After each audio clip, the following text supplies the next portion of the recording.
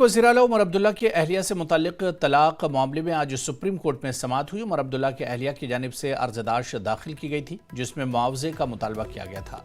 Court में उमर अब्दुल्ला के वकील ने अपनी बात रखते हुए कहा कि रियासत में इलेक्शन की गहमा गहमी की वजह से मुआवजे का चेक देने में ताख़ीर हुई। 7 जनवरी तक चेक भेज दिया जाएगा।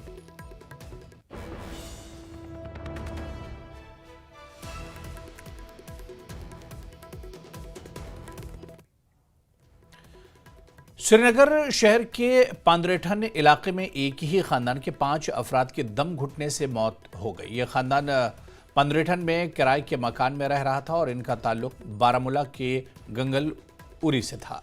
इस वाक़े पर वज़ीर आला उमर अब्दुल्ला ने मरने वालों के लवाहिकीन के साथ गहरे दुख और अफसोस का इजहार किया और इस नुकसान से निमटने के लिए इन्हें ताकत और सब्र की दुआ की।